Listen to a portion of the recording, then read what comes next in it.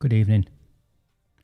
Another interesting week, another week of chaos at the council. This week, apparently, when you have friends like NEIL WILBY, Sean Fielding probably needs to have a conversation with his best mate Andy Burnham, who NEIL WILBY has been running a campaign against for some time. This is the same NEIL WILBY that is being referenced as a malicious blogger and someone who nearly destroyed the life of a police officer by falsely accusing him of some association with Jimmy Savile and being a paedophile himself. That is who the leader of this council is associated with, and that is who is now currently spreading rumours that I am due in court on November the 8th and December the 23rd. Complete fabrication, particularly as November the 8th is Remembrance Sunday. Unbelievable campaign, malicious campaign, ongoing by the leader of Oldham Council and his friends in the press. Will it ever stop? Do not fear them. Do not fear any of them.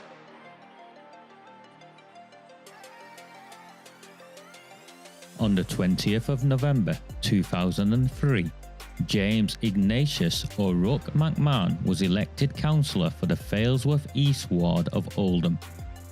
Deeply ambitious, he ruthlessly rose to power, and by 2011 he was already leader of the council. In 2015, exploiting a Labour Party loophole, he became MP for Oldham West and Royton. If only the people of the town knew then what they now know. Do not fear them. Do not fear any of them. Arood Shah, Abdul Jabbar, Sean Fielding, Shisha Bars, Riaz Ahmed, Buying Sweets, Chohan and Mushtaq, Land on the Cheap, Dr. Carolyn Wilkins, Under Attack, Another No Comment, Shabir Ahmed, Glodic Baths, Debbie Kashmir, On the Run, Don't Dare Complain, They'll Call You a Racist Son. The cartels control the postal votes and the paedophiles run free. Welcome to Oldham, home to corrupt councillors and their childhood criminal friends.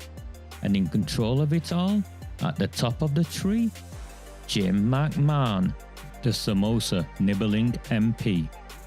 Still silent on how he used the funeral of the butchered soldier, Lee Rigby. Do not fear them. Do not fear any of them. Cartel Town. Grooming gangs, postal vote fraud, paedophile protectors, still barefaced lies,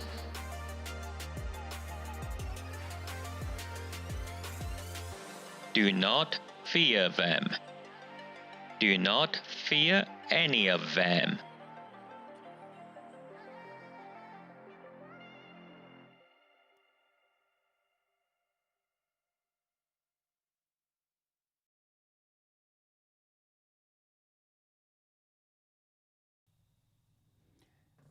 Good evening. Rabble. Rabble, eh? Rabble. One of these days I'm going to work out how to turn off my phone making those bleeping noises. I have put it on airplane mode, but it never seems to work. So, yeah, and people seem to enjoy sending me messages when I go live. Interesting evening it's going to be today. And I will start with... I'll start as I mean to go on. Have a look at this. Have a look at this nonsense. Hold on, no, I better say a few hellos. Hello all, Denise, Caroline, Anita, Lee, hi Lee, Mark, Kath, Wilkinson, hi, how are you, Yvonne, Andy and Dougie, hello. And of course, thank you to all of you who shared and watched afterwards last week. We got to, I think, about 9,000 when I last checked. So 9,000 of you watched and shared last week's transmission. Please, if you can, share tonight's post. So, you know, if you can share it, if you're watching on Facebook, please just click share and let's get as many people as possible watching this, because we all know they hate it. They now resorted to calling us rabble. Rabble, eh? Well, I'm all right with being called rabble. I've been called worse, actually. So rabble, I'll take rabble as a compliment, particularly when rabble is used in the context of somehow I am of a lower class background, working class background, and I'm not public school educated, and the people who associate with me are common. I'm all right with that. You know why I'm all right with that? Because that's me, right? So tough. Right, let's get this going now. I want to do that, and I want to just turn this bit off so you can see it. Yeah, perfect. This man is a disgrace. Okay, apparently he's an investigative journalist, but you've all seen what he's been investigating, what he's been done by the police themselves. The IPCO, I think, the complaints lot called him a malicious blogger, and he was banned by them. So he's been at it for a long time. Not only is he a malicious blogger, he also ruined the life of a policeman who had to have, I think it was a fire extinguisher next to his door after falsely accusing him of being a paedophile. And then when he was, when he had his day in court, NEIL WILBY didn't even bother turning up to court. So that's what sort of man Sean Fielding is now associating with. And not only that, NEIL WILBY is linked with a woman called Gail Granger. Now, I don't know if people know about the story of Anthony Granger, but Anthony Granger was a gangster, yeah? And the police killed him. Now, whether it was right that they killed him the way they killed him, whether it was wrong, and from what I can tell, it was wrong. You know what? I don't care if the police shoot dead gangsters. I didn't care. In fact, you can see me whilst I say this. I didn't care when the police pulled up that hard stop, or whatever they called it, on the M62 and killed that Pakistani gangster, because he was a gangster. I don't care if the police take out gangsters, because I'm not a gangster, and most of us aren't gangsters. So tough. So he's linked with Gail.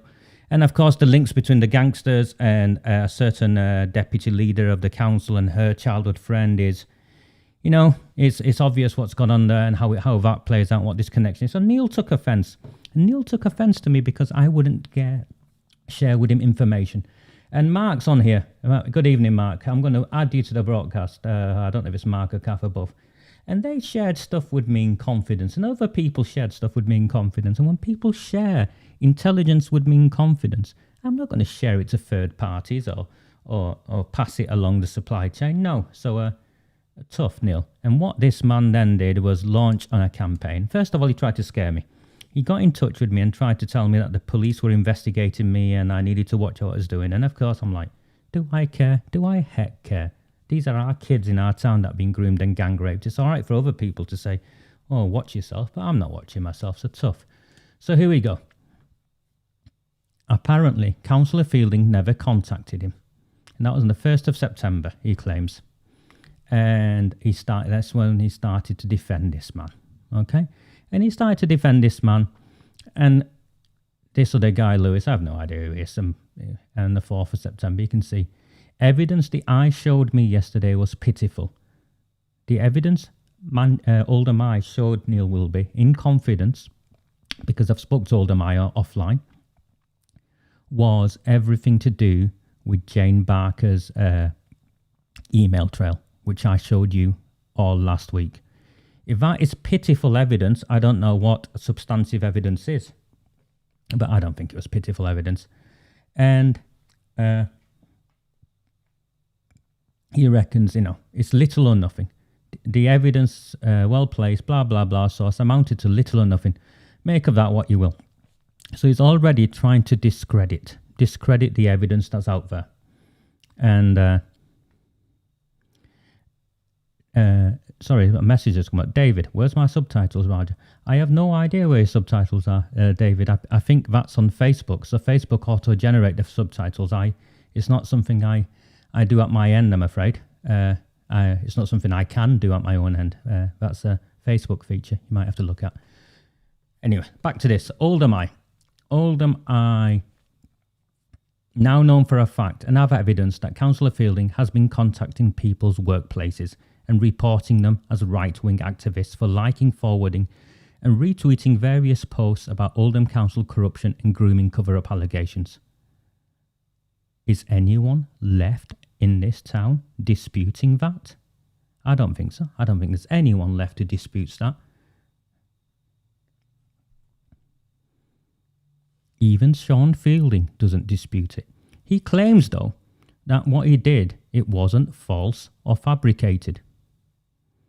Do you not wonder why those about who have complained don't publish all the documents? It's because it would show that everything is evidence and expose their disgraceful behaviour. So he admits this, he admits to it. He admits to a violation of Article 10 of the Human Rights Act because he didn't like criticism. Now, the problem with Sean Fielding's statement is, I believe Jane Barker. I believe Moya Buddin. I believe Mark Wilkinson. And I believe his daughter. Now, those are the 4 victims, all in the public domain, that I can share with you right now. And everything I've seen linked to these 4 victims shows that all the documents were published. These people haven't been hiding documents. Sean Fielding, you're a disgrace. These people haven't been hiding evidence, hiding their disgraceful behaviour, because you, mate, complained about them. So if you are in possession of the evidence, why don't you put it up, you pillock? Because you're not in possession of it, are you? You've put out everything you have. You've abused your position. Yeah, you've abused your position. You tried to get sacked. It's clear you tried to get these people sacked. You tried to get sacked a friend of mine because he grew up with me and he questioned you. He had the nerve to question you. In fact, you sent someone to a Lib Dem meeting with a camera. Sorry, you sent someone to a Debbie Cole meeting with a camera to covertly film, and he submitted that as evidence. What planet are you on, spying on people at public meetings and trying to use that, you disgraceful man? And the party that backs you is even worse. Yeah. What did Mark do? What did Mark Wilkinson do? I'm going to have him on the show and he can tell me himself at some point what you did to him and what you put him and his family through. In fact, I'm going to get Moya on the show at some point. They're all going to sue your council, by the way, Sean. They're all going to take you to the cleaners. You violated their human rights. And then, what did his daughter do? And this is where it's disgraceful. And I'll get her on the show at some point as well. Sean Fielding complained to a head teacher in a school about a young woman who has had 2 small children and made a whole host of allegations up against her. And then afterwards, after these allegations were already made, he withdrew the complaint. No, you're not allowed to withdraw the complaint like that, Sean Fielding. You did all of these things. And here he is, out for a dessert and chucked out at 10. Back, so, he's tweeting. Remember, Neil Wilby said they don't talk to each other? Yeah. Straight away, Neil Wilby and Sean Fielding are engaging publicly on Twitter, as if anyone believes that they haven't had private conversations. And look at this, Raja's rabble. And he's engaging with someone who refers to the people of my town as rabble. Yeah. Rabble. And Neil Wilby, it will keep those recusant subs rolling in ka-ching. As if I'm doing any of this for the money. As if there's any money in this, Neil. You're just a scumbag, Neil, because I know what you did. You've been writing to people as well, haven't you, Neil? Telling everyone, oh, what a crap investigative journalist I am. You know what? I'm neither a journalist nor am I good at investigating. So you're right. I'm not an investigative journalist. What I am is someone who gives a damn about the grooming and gang rape of children in my town. I don't care if anyone reads what I say. I don't care if anyone follows what I say. I don't even care if I end up in prison, Neil. But I'm not going to sit silently whilst our children are groomed and gang raped and Sean Fielding's Labour Party are involved in some dodgy cover-up in this town like they were in other towns. Has anyone seen that Maggie Oliver tweet I shared this morning where she talked about the cover-up, this national investigation she described as a cover-up? Her evidence, most of her evidence was thrown out, and to make matters worse, they wouldn't even let Sarah Champion MP give evidence. This cover-up continues. It's not just in Oldham. And these people only want to write about it when it suits them. And Debbie was right to call him out. Well done, Debbie. You were spot on to call this man out. Yeah. The week before, Neil Wilby was putting posts up about some woman's breasts. Remember, Sean Fielding complained about people engaging on social media with people he considered to be undesirables. As far as most of us are concerned, I think Neil Wilby would be on that list of undesirables. And then he starts, and I've been here before, and because I've been here before, I'm no longer going to remain quiet about it. When some sleazy journalists write something that's completely fabricated, Neil Wilby claims I'm in court on the 8th of November 2020 and again on the 23rd of December, two discrete matters. And he uses that photograph with what was an amazing school, as far as I'm concerned. It was an amazing school and the kids did amazingly well there. It was targeted, unfortunately. And one day this country will learn that you can't just shoehorn kids into a traditional education system and expect them to all come out the same. But Neil Wilby puts this up again with Raj's rabble. 8th of November 2020. I'm meant to be in Tameside Magistrates Court. According to this, 8th of November is Remembrance Sunday. 23rd of December, I have no idea what day it is. But I'd probably be wrapping up Christmas presents the same as most of us else. And no, this guy's making it up. So he's either made it up to be malicious or he's got the information from somewhere else and inaccurately reported it. Some investigative journalist. And no, I've not been charged. I've not been charged or anything with it. But look, fake Sean Fielding, and we'll get to fake Sean Fielding later because it's not really fake Sean Fielding. It's clearly someone who's linked to Sean Fielding and linked to Oldham Labour Party, commenting and retweeting. And then Sean Fielding himself joins in. I am shocked. What are you shocked at, Sean? Are you shocked at Neil Wilby? Was this pre-orchestrated? I think it was pre-orchestrated. Yes, Rocky. Neil Wilby, I'm going to put this up.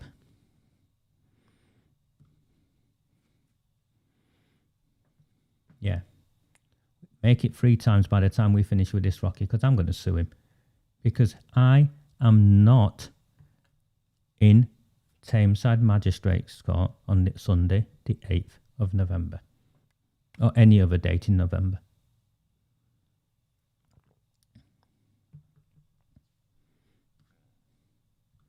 Yes, Julie, he is very bitter. He's a dangerous boy, and he is an embarrassment to this town. Absolutely. And sorry, I'm going to put this up because I want to put this up. I agree with you. I completely agree with you. Yeah. Okay. And then, obviously, it's been shared around Twitter, and reporters are getting in touch with me, and various people are getting in touch with me, querying what's going on. Apparently Neil Wilby is doing an expose on me this week, and it's 4 articles. You can write 40 for all I care. But you can see that. I've been told Kaiser Rahman and Raja have both been charged with offences. I've not been charged with anything. And Kaiser's story is ongoing of what he's been charged with because he's posted about it. None of us are hiding away from this. None of us are ashamed of standing up to the grooming and gang rape of children in our town. None of us are scared of going to prison to protect children in our town. Do you think I'd be embarrassed if the police charged me? I wouldn't be embarrassed if the police charged me, but they haven't charged me. And you know why they haven't charged me? Because I spoke to them last week. I'm due in the police station next week to have a chat with a police officer at my request regarding Debbie Abrahams, Sean Fielding and a whole host of other Oldham Council officials and those linked with them who I believe have broken the law.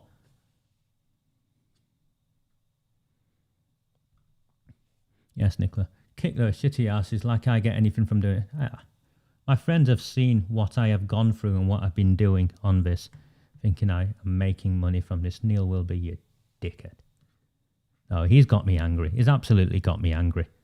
Because he should have a greater responsibility. A man of his skills should really be able to look at this. And why is he not commenting on what Sean Fielding has been proven to be done?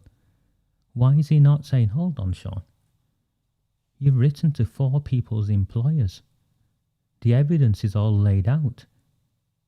The council have responded to some of these victims and said it's got nothing to do with them. Come on, Sean. Come on, Neil. You can't defend yourselves, can you? And I'll get to this. I ain't got a problem with Paul Taylor. I've met him a couple of times. I met him at some Proud of Oldham meetings and he fell out with the guys in Proud of Oldham and I sat there and watched it. And my observations at the time was Paul Taylor was used to having things his own way. He was a very senior fireman and, you know, he's not much of a team player and they fell out. And it's fine they fell out. But he put this poster up and I've seen this fall out last night. He put this poster up of how everyone's working together, and then I saw the fallout and it's clear everyone isn't working together with Paul because no one quite knows what Oldham Heart is. What I have seen is some of Oldham Heart's candidates, and I ain't got an issue with any of these guys. They're more than welcome to contact me and come on and share what's going on with Oldham Heart. But the Oldham Heart candidates and the Oldham Heart, some of the comments and what I've seen is the link to UKIP. Now, it's not UKIP, or it's not the Farage UKIP.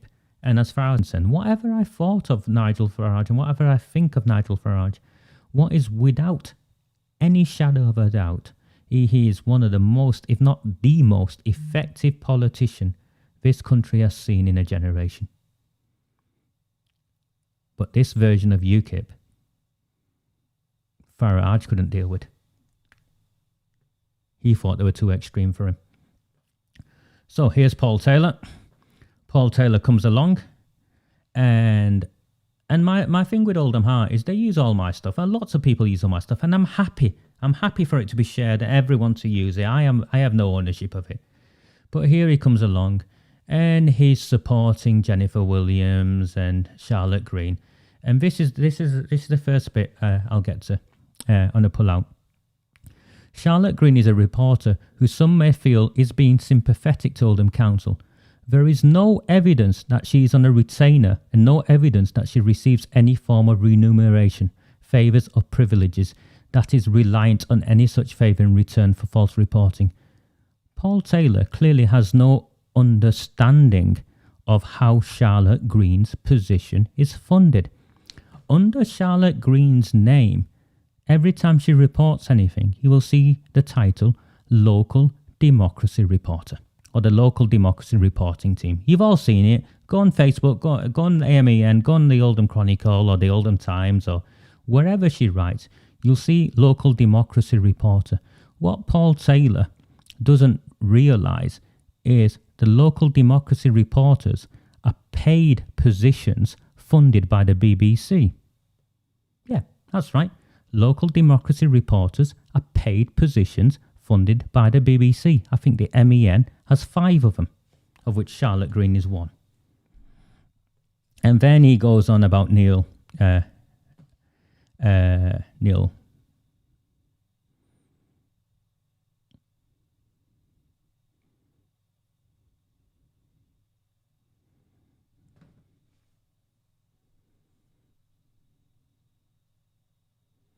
Oldham Heart has no reason to believe that both individuals are anything but reputable journalists. All of you who follow Oldham Heart, just pause there. Oldham Heart has no reason to believe that both individuals are anything but reputable journalists. Do you share Paul Taylor's opinion that both of these individuals are reputable journalists? Where was their article on Rod Blythe? Where was their article on the funeral, or worse still is it, their article on the use of the funeral of Lee Rigby to hide news of grooming gangs? Where is their article on the terms of reference of this and this delayed 8 months, 9 months, Andy Burnham's investigation, where they took evidence without recording it and people have refused or withdrawn from the investigation? Where is the article on Sean Fielding's abuse of power as leader of the council? Reputable journalist indeed, Paul Taylor. You're a strange man. And his strangeness continues.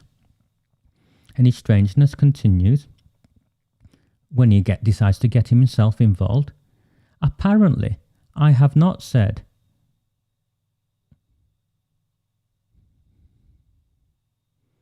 I'm not in court, according to this.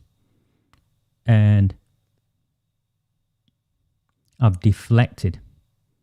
Paul Taylor, do one. I'm not in court, you prick. And you do a disservice to the good people of this town who are supportive of Oldham Heart by getting yourself involved in this. I only deal in truth and hard evidence. Watch this bit now. I only deal in truth and hard evidence. No, you're a malicious gossip is what you are, Paul. I don't peddle hearsay or allow myself to be sucked into some fantasy world of intrigue and subterfuge. This isn't a fantasy world, Paul Taylor. Children in our town have been groomed and gang raped. The council has secretly funded mosques. The cartels deliver a block postal vote that keeps the Labour Party in power. This is not some fantasy world.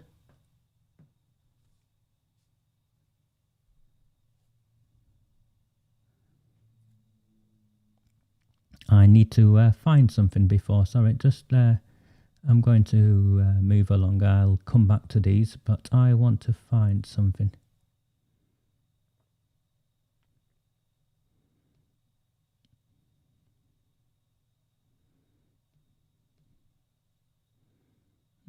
Where have I lost it? I've lost it somewhere. I will find it. Give me 1 second, because I think it's really important that we see this.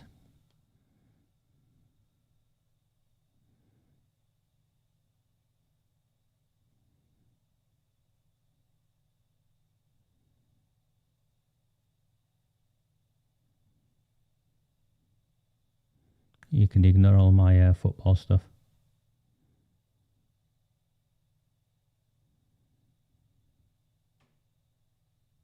Here it is. This is what I want to show you. This is Paul Taylor on Twitter chasing NEIL WILBY for gossip. As a practitioner of truth and evidence-based truth at that, claims Paul Taylor, I am often bewildered by the propensity towards embellishment, as it always comes back to bite you on the bum when a dog with a bone type like your good self, sir, comes along. Could you get any more boot licking than that? Any times and court locations appreciated. So Paul Taylor is now bum licking NEIL WILBY, trying to find times and court locations. What for, Paul? To discredit me? Discredit me for what, Paul? Oh yeah, embellishment. No, Paul. Children in our town have been groomed and gang raped. That's not embellishment. That's the truth.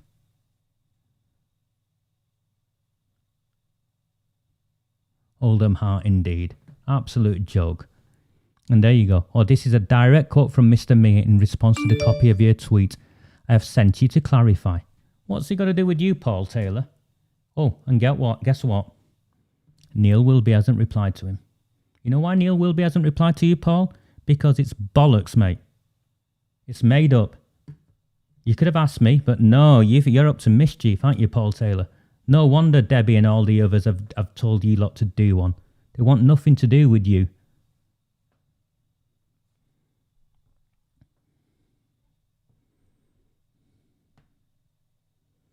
And we'll get to this. Something called Operation Hexagon. Operation Hexagon, Sean Fielding released to a victim when issuing a complaint that apparently I am being investigated as part of Operation Hexagon. The police and I are going to have words this week, because if I am being investigated as part of Operation Hexagon, I'd like to know about it, particularly as Operation Hexagon is specifically referenced in the terms of reference of Andy Burnham's grooming gang inquiry. What's going on? Is Operation Hexagon a covert investigation to try and discredit people who've come forward?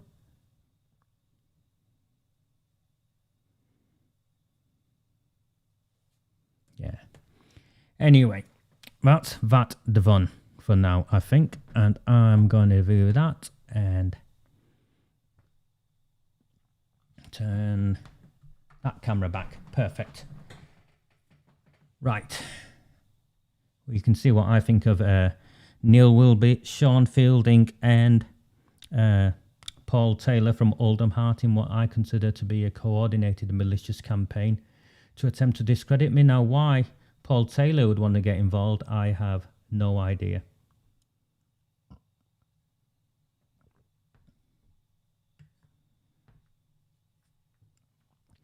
I have a guest. Last week we heard from, and remember, I'm a far-right activist or a far-right supporter, yeah? Last week we heard from a lovely gentleman who's standing in Shaw, in the community he stands and he's representing. He's an ex-Labour guy who resigned from the Labour Party. Tonight, no, not a far-right guy. I've got a 78-year-old gentleman joining me, Charles. Charles Garrity has commented regularly on these comments, on these threads, and he's part of our Patreon group. He logs on, and he's always got an interesting story to tell. But he's been fighting the council on his own a long time now. Unlike, the typical far-right supporter he is, Charles was the chairman of a trade union, Labour Party supporter, and a long-time Chadderton resident. So I'm going to try and get Charles up on Skype now. So I press this, and I should do that and give Charles a call, and it should work.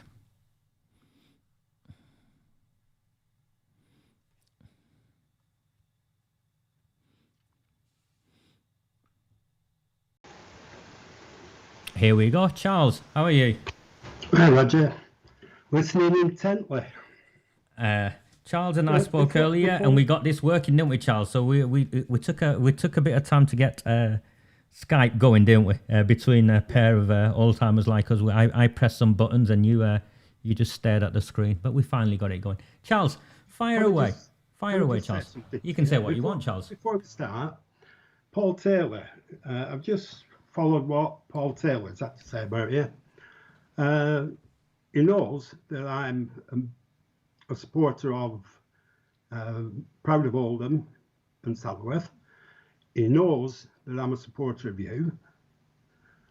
Why? If I'm one of the far-right racist rabble, would he ask me if I wish to stand as a councillor for his party?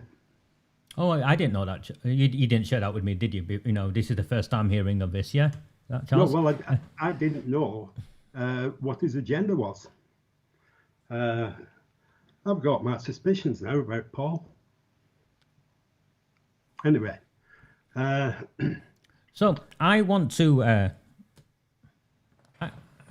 I want you to tell me a bit about yourself. You know, you go for, you know, because you're a reputable bloke. You're 78 years old. You live in Chadderton. You're a former Labour guy. You know, working class as they come. You were a trade union chairman for a while, yeah? Yep, on Oldham Transport. Oh, so it was that Sean Fielding's dad's thing? Because his dad's a bus driver, isn't he? Or have I made that up? Yeah. Yeah. Yes, I know the guy.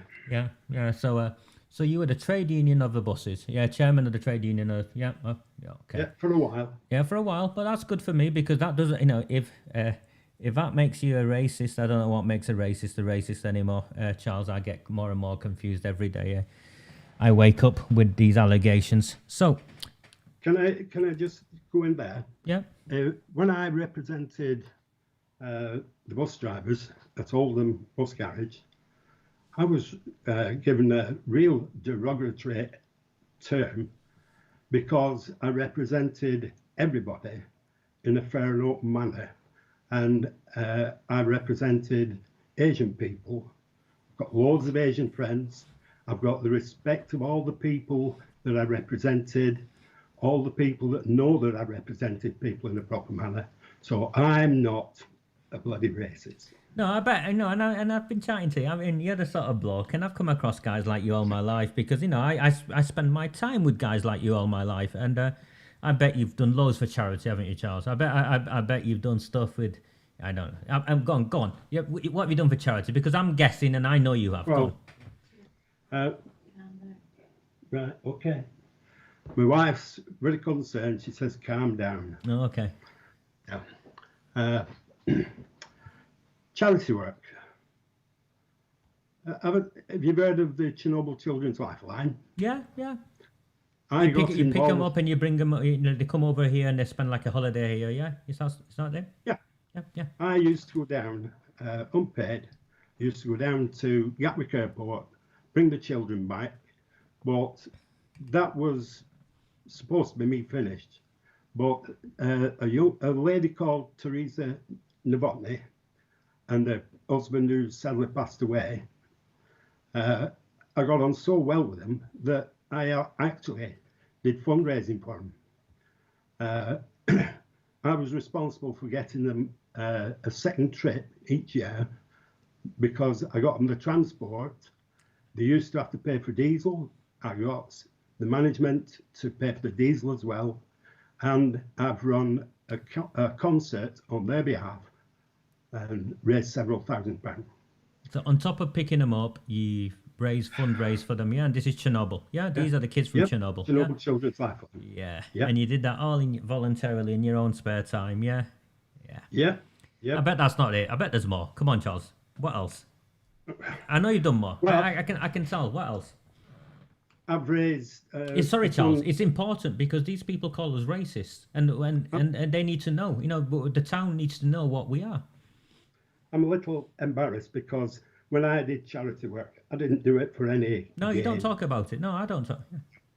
But I organised transport for not Dr. Kershaw's, the cancer hospital in Salford. Oh. I'm sorry, I can't remember the name. So what did you do there? Christie's. Okay. There was a group in Oldham that supported Christie's, and I was a member of that. I helped to organise transport for the group. I organised and got the buses to do it, to take children from the Pendlebury Children's Hospital, where most of them are terminally ill, and we got the funding and we got the bus. Well, we got two buses actually, and a group of our lads. We took the kids to Blackpool to see the lights. So these are terminally ill children, yeah? Terminally ill children, yeah, from Christie's. Yeah. No, Charles, sorry to I know it's embarrassing, Charles. I don't talk about my charitable work. Because none of us do it for that. None of us do it for a platform. We do it because we do it because we're privileged, because we have access to the resources and networks and all of those things to make a difference. And that's why, that's why people who do that sort of work genuinely do it. And, I'm really grateful of, Charles, when I look at my patrons, and I've got 78 or so now, and so many of them are now adults who are young people who I made a difference to in their lives. And I never asked for anything, but then they've got in touch and they've come along and said, it's our chance to give back and it's our chance to support you. So I get why you get emotional, because I get emotional as well. So go on, Charles. How did he end up disillusioned with the Labour Party? What happened? Working class bloke like you, trade union leader. What happened, Charles? I was a blind follower of the Labour Party. I believed in people. I believed that everybody was honourable and everybody was above board. And I've paid union dues, which as a contribution to the Labour Party, never ever once objected to paying that. I've done that from 1978. Excuse me. Now, I honestly thought that everybody was above board. I couldn't imagine people that are in these positions of authority to be anything else other than honest, truthful, and open. And they were there to help. Now, we had a situation where I live, and we asked for help from our local councillors. Disappointingly, rather than help, they put obstacles in our path. And it was done in a wrong manner. The final one was, we asked for a weight limit to stop heavy goods going up the lane. The final nail in the coffin was when we went to an appeal, and they dismissed the appeal without looking at the further evidence that I produced. And they even had a vote before I could speak. And so they voted on it before you could even speak. And what you complained about, in the grand scheme of things, I don't mean it disrespectfully, it wasn't a big deal. It's the sort of thing that an ordinary citizen anywhere in this town would be able to raise an issue of. Yeah? Oh, yeah. Yeah, it's not contentious, is it? What you complained about wasn't contentious. No, but the research I did and finding out how it came about that all these wagons were coming up and down our lane, I never got any answers to it. I got a couple of answers, but they were fob-off answers. And I was even told at one stage, if you don't stop asking questions, that I would be listed as a vexatious person and the council would no longer deal with me. Oh, they've done that to me already, so it's clearly people don't go away. And I presume with your past, Charles, you have an understanding of systems and processes and the way things are meant to operate. You have an understanding of policy, procedure. Yes. Yeah. And because you knew the policy and procedure, you intimidated them. Yeah. They couldn't fog you off. I was a vexatious person because I was asking questions that they did not want to answer. Not that they couldn't answer it, they didn't want to answer. And I believe that they've still got an agenda against me in how I've been treated by certain people. Well, tell us. So you complained, yeah? You weren't happy. You complained. What happened? Well, we went through the procedure. I got a member of the highways to come down.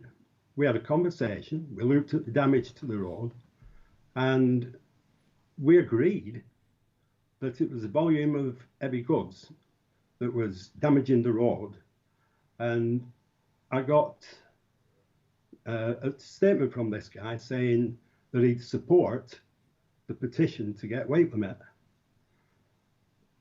What happened after that was exactly the opposite. They produced a flawed report. I identified all these items of the flaws in the report, and I wrote a letter to the district executive because I'd received a letter myself as the lead petitioner saying that the report would be sent to the council for noting. That's the district executive council. And all my questions were in that document. They never raised the document at that evening at the meeting, and they dismissed all my questions out of hand. And this is the way that these are the things that made me disillusioned with the Labour Party. Do you think they take us for fools, or do you think they just don't care? In my case, they're vindictive, and they've got an agenda. They've no tolerance of me whatsoever. I'm being excluded from anything to do with Chadderton. Which is where you live. Yeah, it's where you live. Yeah. And that was because I raised some real contentious questions. And after the meeting, the last meeting I went to, I was approached and told, under no circumstances must you attend any more of our meetings. So a citizen of the town is told they can't attend meetings. Correct. And Charles, sorry, I can see you getting emotional, and it's very. I had Peter Brown on the other week, and he's a feisty guy, but you're nothing like Peter Brown. You're. I don't mean it disrespectfully. You're mild mannered. You're polite. You're civil. You're not a shouty, screamy sort of person, are you? And I think people can see that. Just looking at you on this screen, it's like, so they bullied you, didn't they? I mean, that's what they did. They tried to bully you and tried to intimidate you. Yes. Yeah. Further to that, there was we tried to get a residents' association, and that had councillor involvement. The thing was a shambles. It wasn't run properly, and I tried to get people to see the correct way of doing it. Yeah. So you're not just a talking shop, it's genuine, yeah? They just wanted a talking shop, but you wanted it to be genuine, yeah? Yeah.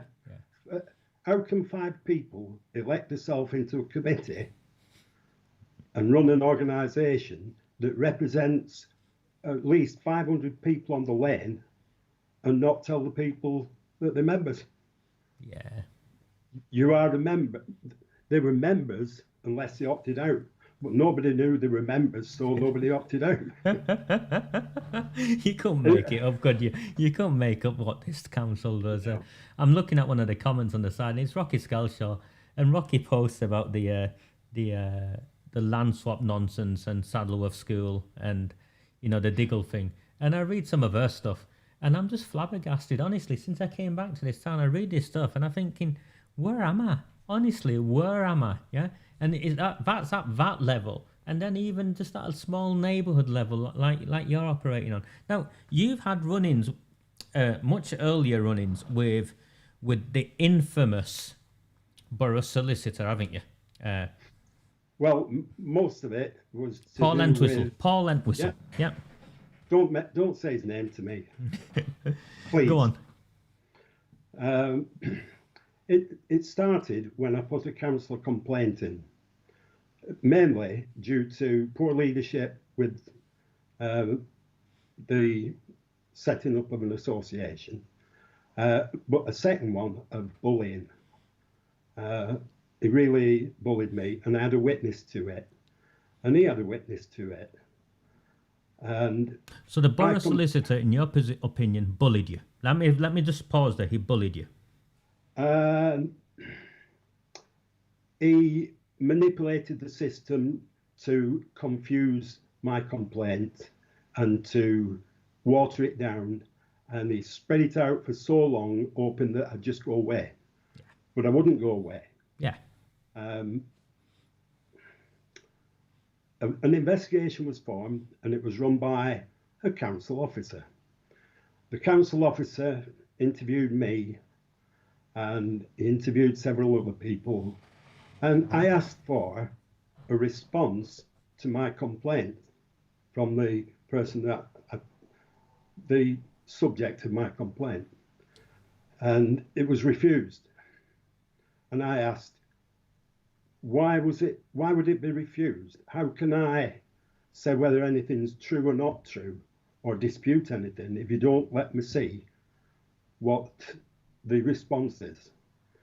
But when I was being interviewed, I noticed that there was a picture in a file.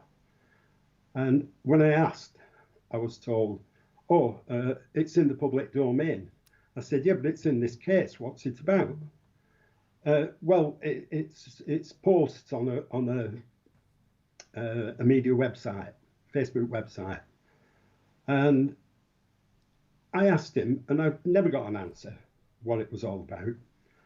But I became aware then that it appeared that they were investigating me, not my complaint. Well, I see. So this is where I am currently with this Operation Hexagon. You know, I raised something legitimate that I thought was around child abuse, yeah? And now it seems that they're investigating me rather than the issue I've raised. Covertly. The same, covertly, yeah? Yeah. Yeah. Well, it appears that they had some witness statements, but they wouldn't tell me what the witness statement said. I went to the office of the Commissioner of Information. Or the ICO, yeah? Yeah. And they said that I'd received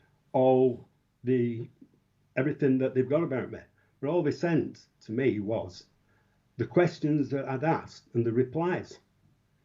Nothing about any documentation they kept about me as a person or so they're hiding information from the ICO, yeah? This is unlawful and illegal. They've been hiding information from the ICO, yeah? Well, let me tell you this, Roger. I complained to the Ombudsman, I complained to the Office of Information. The Office of Information said, we've been told by Oldham Council that your case is closed, so we can no longer be involved in it.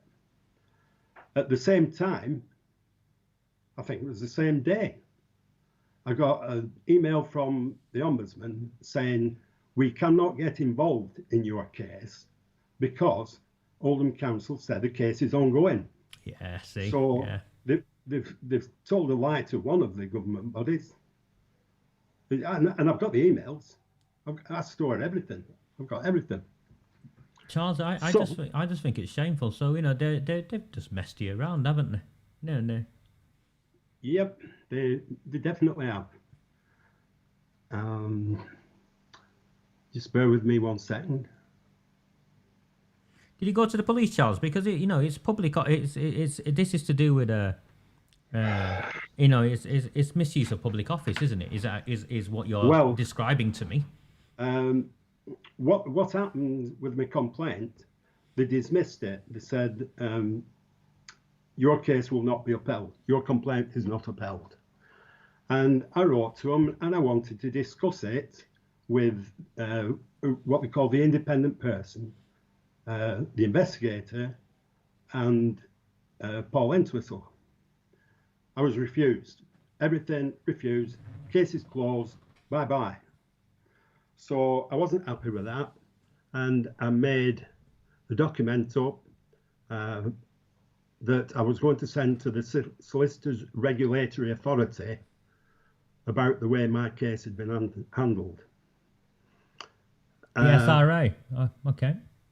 Yeah. I know of other people who have complained about Entwistle to the SRA, and it's still ongoing. It's been going there and coming back and going there and coming back for a while now. So, yeah. I've missed a little bit out, Roger, which I'd like to go back. Yeah, absolutely. After that, I got this document, case closed. They wouldn't let me have a meeting. And like I say, I produced this document ready to send to the SRA.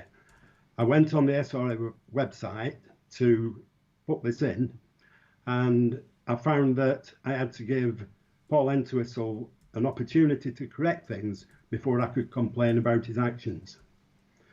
And from saying that they wouldn't meet me, I sent him an email telling him what I was going to do, and within 10 minutes I got an email saying that he'd been more than amenable to meet me.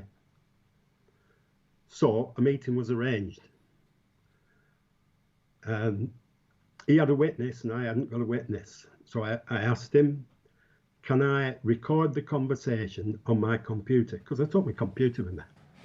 And I've got an hour and a half transcript of the conversation where he admitted that the investigation was badly flawed, never interviewed my witnesses at all.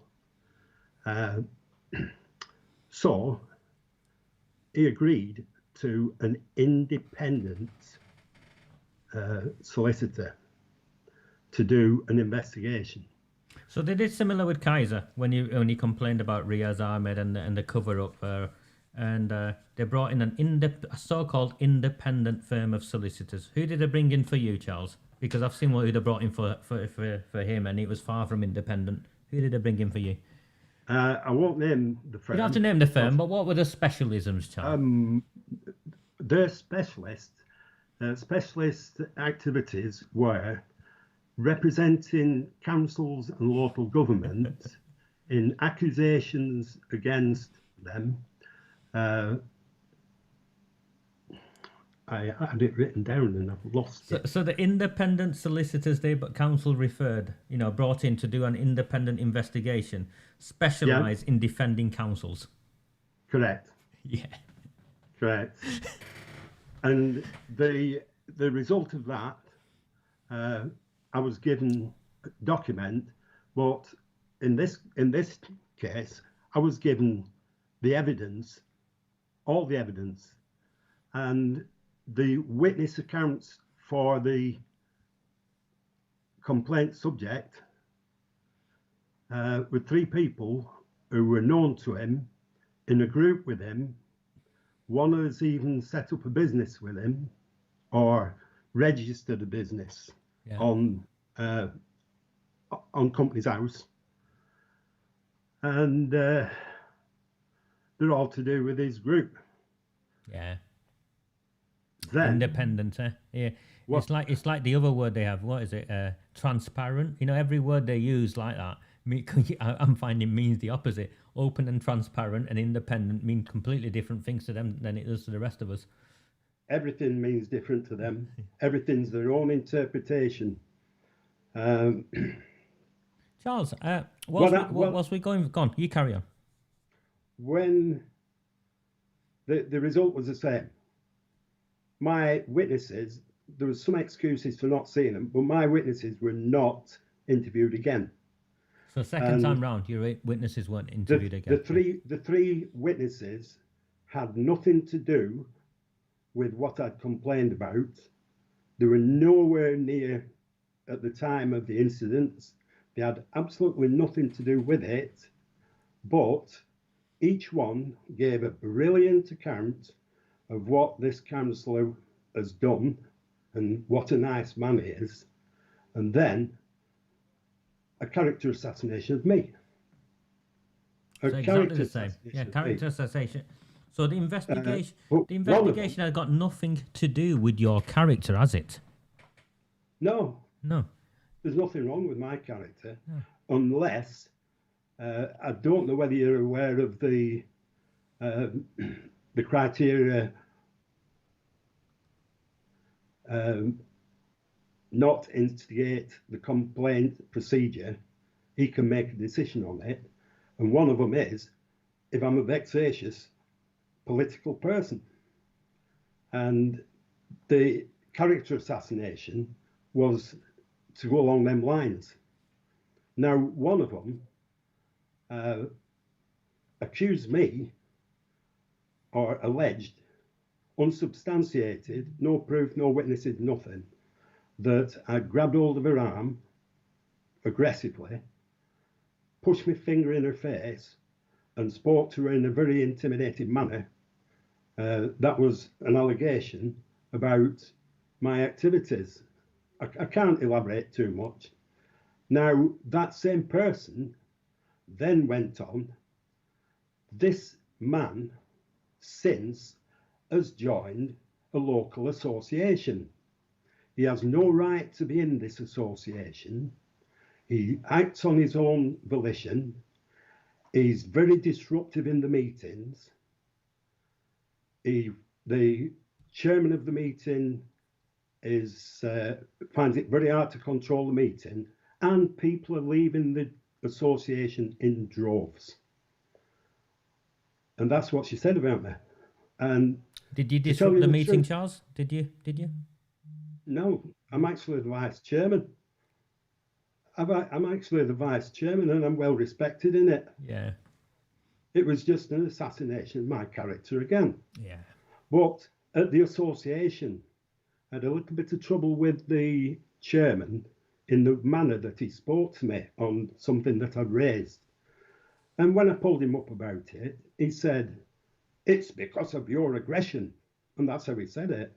Yeah. And I was puzzled at that because I wasn't aggressive. So I said, "Are you saying I was aggressive when I spoke to you because all these other people don't agree with you?" "No." So what's going on here? It's because of my aggression he's aggressive towards me. Then he says I'm not aggressive. So I just said, "I'm sorry, I'm at a loss here. I've been warned about you. So they're following me in my own life, away from the company. They're following me and trying to discredit me." Yeah. It's disgusting. But it weighs on you, doesn't it, Charles? Because you've been doing this for a lot longer than I have, and I don't mean disrespectfully. You've got years on me as well. You've got a few years on me, but it weighs on you, doesn't it? I do. I feel ill by it. I know I come across and do all of this with all of you, but it weighs on you. My wife is in the front room. I doubt I can get her to come. But what was said about me, the lies, the deceit, really shook me. How could people be like this? How could people do that? And especially people who purport to be the pillars of society, of the community. So I just, and to tell you the truth, it gave me an emotional breakdown. Yeah. And I shared it last week as well, Charles, about and I posted it on Facebook. I know, I'm fortunate in many ways. I had a baby daughter around the time, but I was genuinely suicidal with the lies and lies and lies they were telling, and you don't know where to start. You don't know where to start in terms of defending yourself. You don't know what to do, and these people just lie about you. I mean, and you saw what Sean Fielding did last week. He wrote to four employers. And he's claiming I'm a criminal. Charles, why? You've got to substantiate that, haven't you? How am I a criminal? And then anybody, I understand how you feel, and that's why I started pursuing to find out more about you, and that's why I support you, because you've gone through what I've gone through, and Peter Brown. They had Peter Brown in court because he refused to pay the portion of council tax that supported councillors.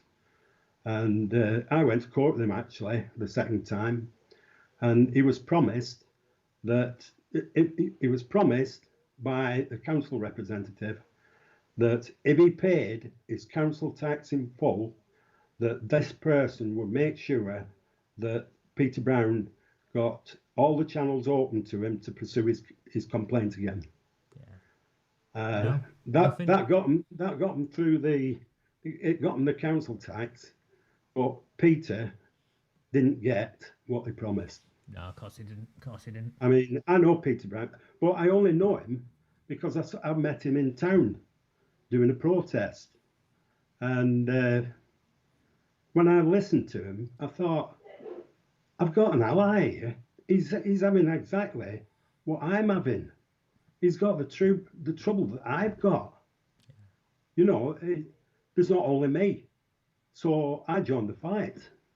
And it's wrong, Charles. And it's, you know, because it's, you know, what's happened to you, to Peter, to all the others. But then for the council leader to engage with some idiot who describes us as rabble, I think is disgraceful. I ask a question of everyone who tunes in and listens to this conversation to look at you, and ask themselves, what is a council leader doing, getting involved in describing a gentleman like you as rabble? I just find that, you know, deplorable. It's just deplorable behaviour. It's mainly the councillors involved, but one other councillor. Can I just tell you this quick one? Yeah, of course you can. I go to council meetings. Ever since all this started, I go to the council meetings. I listen. I watch the video if I can't go to the meeting, and I check everything that happens against minutes, and I study Oldham Council's minutes. So I know a lot of what's going on. Now, there's a councillor called Howard Sykes. Yeah, Howard, self-declared friend of Cyril Smith and Rod Blythe. Yeah. Yeah. Well, he stood up in council and they were talking about Brexit. I don't mind them talking about Brexit if they've got their opinion. But then he stood and said, here, now where does he mean by here? Here, Oldham. We have bigoted little Englanders and swivel-eyed loons that wish to take us out of the EU. And I took exception to that because 63% of the people that voted to come out of the EU in Oldham. I wrote a letter to the council objecting to his language in describing us in that manner, because I voted Brexit. And it was a condescending reply, said nothing, didn't do nothing, gave him an opportunity. He tried to reinforce what he'd said, but in a different manner. So I'm going out of the council meeting after. I'm disgusted. And another councillor said hello to me. And I thought he'd recognise me because he's the guy that dismissed our appeal. So I just said to him, I'd just like you to know that you sat on the committee as a chair and you dismissed our complaint about heavy goods on the lane. We've had a sewer collapse. The sewer's collapsed and the engineer said it's because of the volume of HGVs going over it. We have that problem all over the place. Yeah. So then he apologized. Oh, well, I can't remember that. And I said, yeah, fair enough. I said, what do you think of Sean Fielding's answer to the question about Howard Sykes? I was gobsmacked. I've got somebody with me who actually recorded the message, recorded the conversation. I didn't know it until after. Oh, take no notice of him. That man is known to us. He's a complete nuisance. He's an irritant. Just don't bother with him. So can you imagine how I felt when he said that? And when I said to him, well, I'm the person that put the question in. It was me that put the question in. Right away, arms went up in the air. Go away from me. I don't want to talk to you. Just go away, as though I'd done something wrong. And this is how I've been treated. There's a click. There's a click. And it's obvious that's what he said. It's disgusting. It's disgusting that he treats me that way. Anyway. Okay. Chariton Partnership. You and I met over the Chariton Partnership. So have a breather. We've got a few minutes, Charles. So tell me about Chariton Partnership. So tell the people of Oldham about the Chariton Partnership and why they should be worried. Well, I told you about the method they used with the association, completely not consistent with the constitution, the local, nothing, Yeah. only deceit. By the way, they never had any meetings, not a general meeting. They tried to have an AGM without a quorum and carry on business. AGM, you stand down. Anyway, the Chatterton Partnership. First of all, I'd like to say that the Chatterton Partnership is being done under the Localism Act and the representation of the people. And I would like to get involved with that and shape the future of Chatterton, along with other people who are interested. But we're excluded. We never got to know anything about a meeting to form it. 30 people turned up at a meeting. I imagine they were all given the nod. We're having a meeting to set it up. And they formed a constitution, and they set up this Chatterton Partnership. Now, under the Localism Act of town planning, you can form, I think Saddleworth have got one, the Saddleworth Partnership, where you represent the area you live in, and they call it the designated area. And you put in that this is a designated area, and then for planning and all other things to represent that area, you have a forum. So they get delegated powers, Charles. So that's what you're telling me, right? So you can, the Chatterton Partnership from the council gets delegated powers. It's like the mayor gets delegated powers from government. So the Chatterton Partnership will get delegated powers from Oldham Council. Powers for what, Charles? Powers to do what? Be representative in things within the Greater Manchester Spatial Framework. So planning powers. All planning. Yeah. All planning, the use of green spaces, parks, they will have a say. Now, 30 people went to that meeting and formed it, and then they put this application in to be the forum for the whole of Chatterton. 40,000 people, and they, without anybody knowing about it, other than the people they invite, because I'd have loved to have been at that meeting and listened to what was said and helped to shape the future of Chatterton. But nobody was invited. Now, they put this in, then there's a consultation period. And I found out about it halfway through the consultation period. And I made some comments to the consultation. And then I found out that there were lots and lots of other people in Chatterton plastered on Facebook, including the prospective Conservative candidate for South Chatterton, all up at arms of the way this had all been done. So, although I want to join it, I've applied to join it so that I can work within to make sure everything's done properly.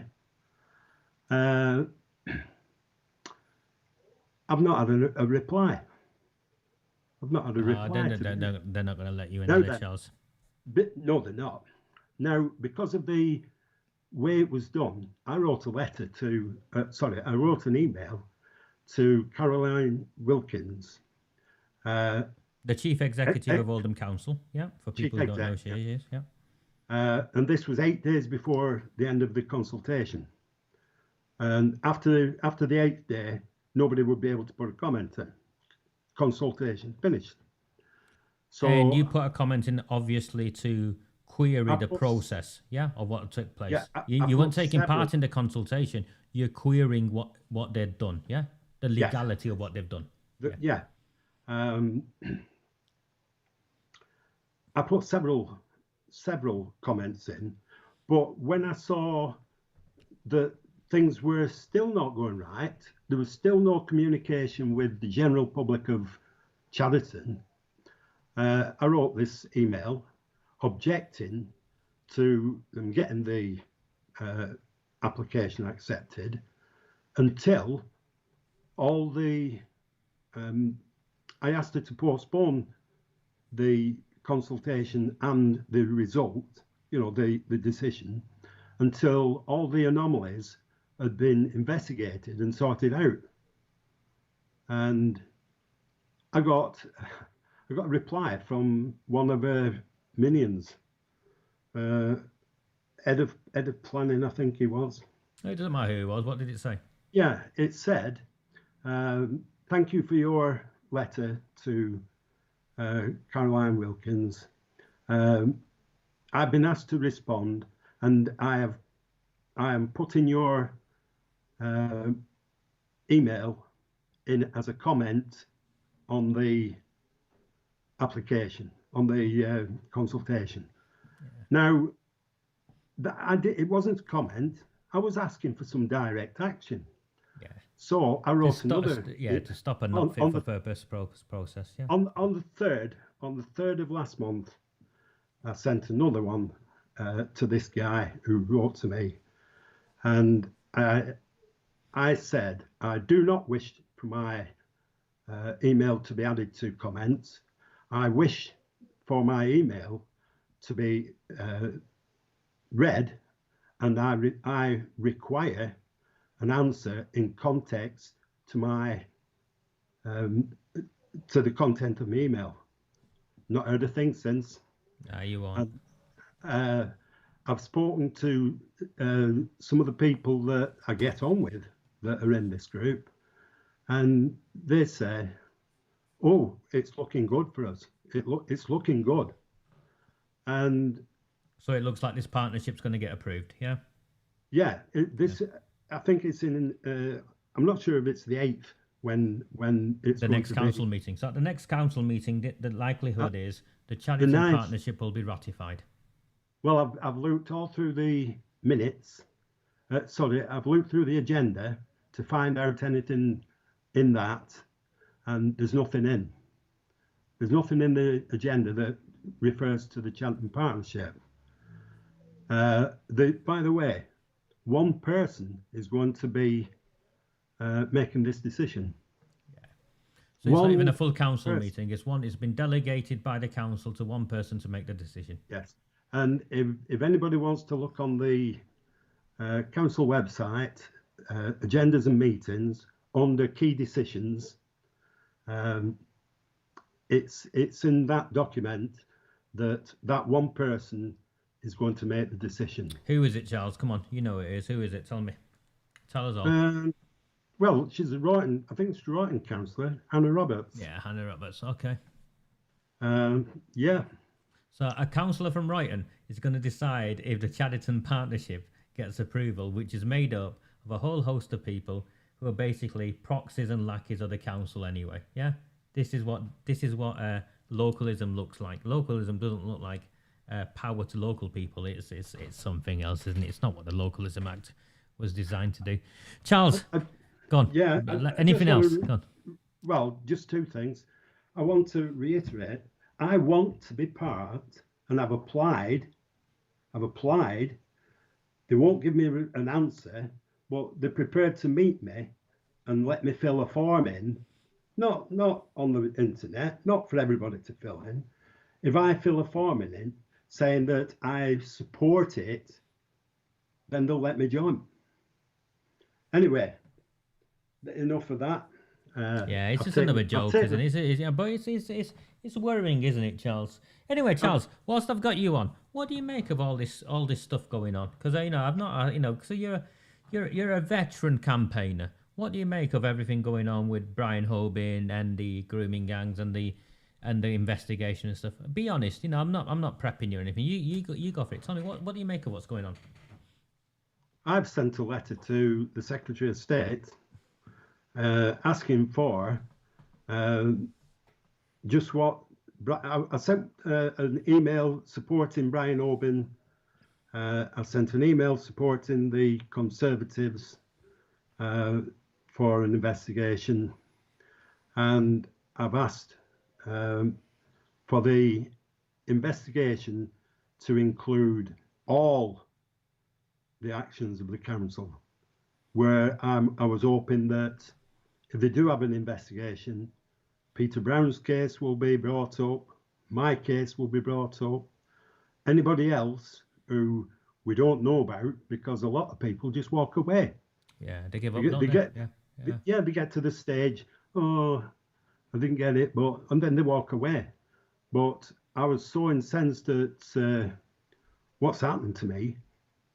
By the way, I've made a complaint to the police regarding our borough solicitor alleging misconduct in public office for the way that he dealt with my councillor complaint.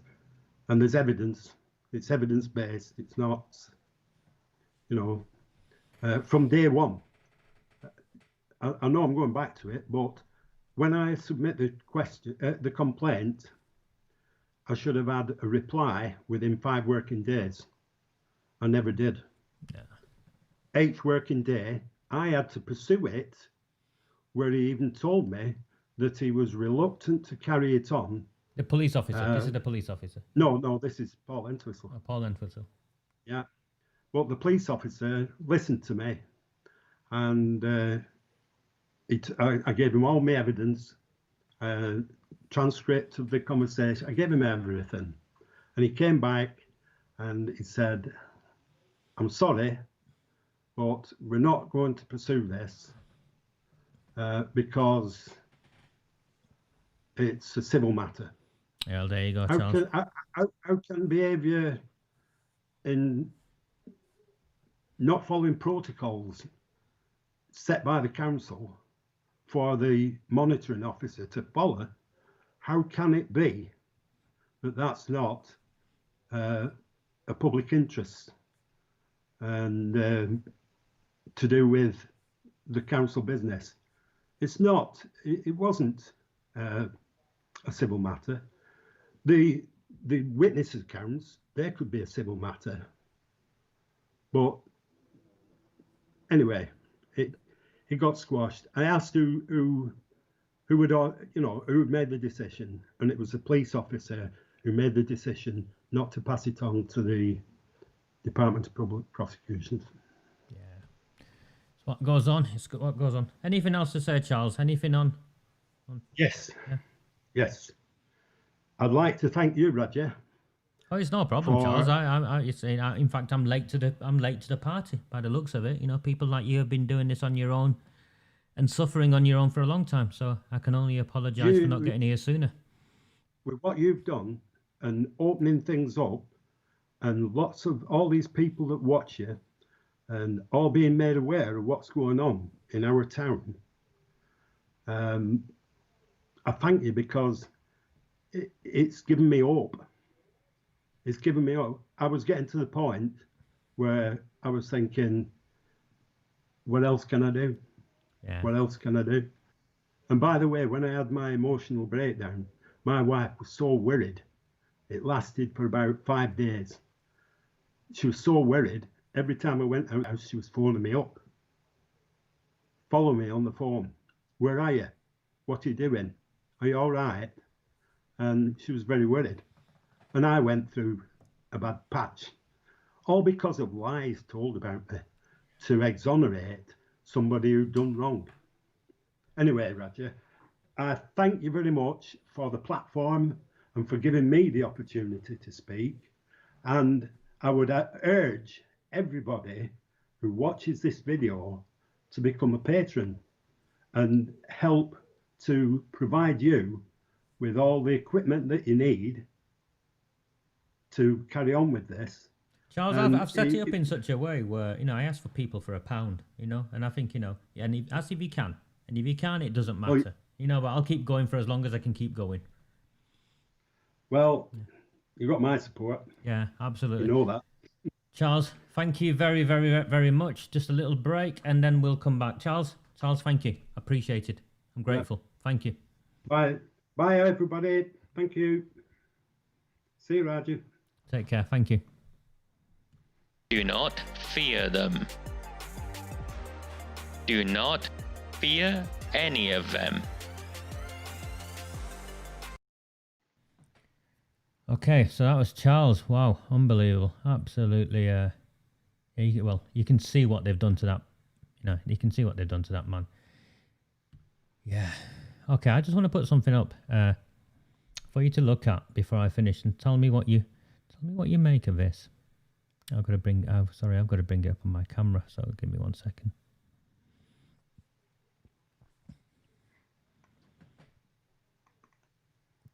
Apparently, this is a parody account of Sean Fielding. It's called Captain Underpants. But unfortunately, all this parody account does is come out in support of Sean Fielding and his statements. So I started looking at it, and I first came across it because of NEIL WILBY. So I looked at it, sorry, I should put some of these statements on about Charles so that people can see him. Lots of support for Charles, and I think that's right.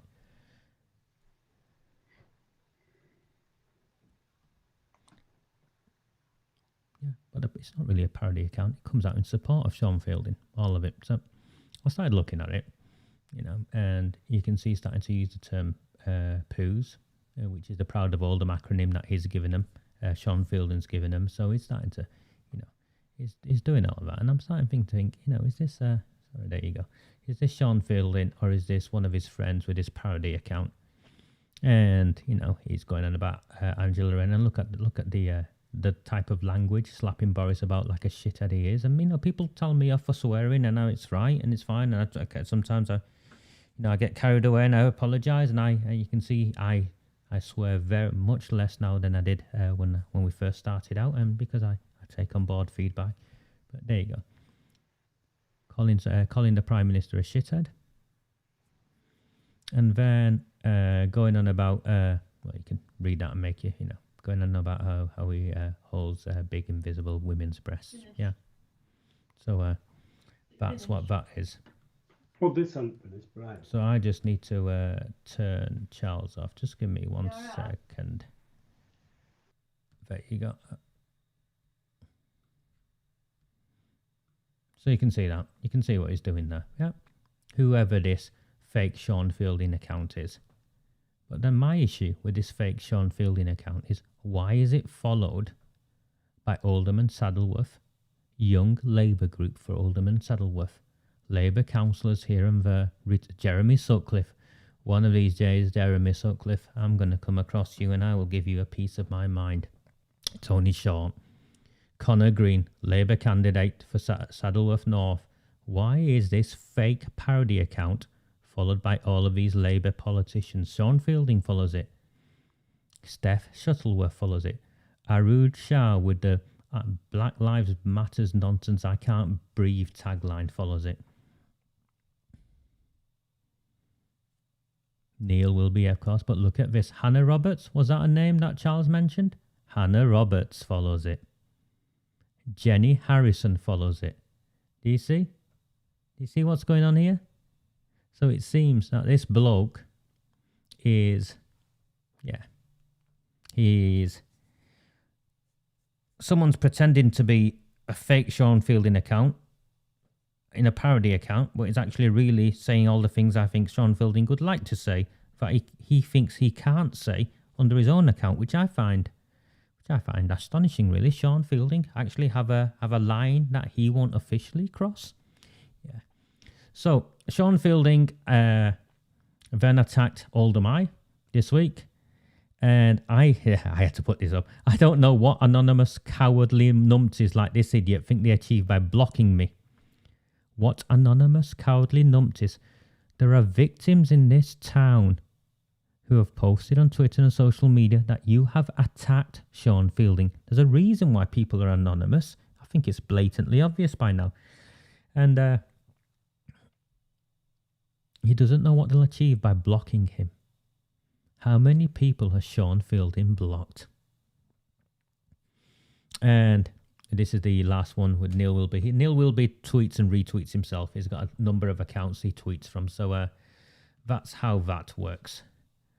So that is me done, I think, for the week. And I'm going to put some more Charles comments on. Yeah, absolutely brilliant bloke, wasn't he? Yeah. Yeah. Paul, because it's Sean Fielding. Yeah, Paul, that's what I think. Is that allowed? Yeah, I think it is as well, or it's his dad. Didn't his dad have lots of fake Twitter accounts and fake social media accounts that he went posting by?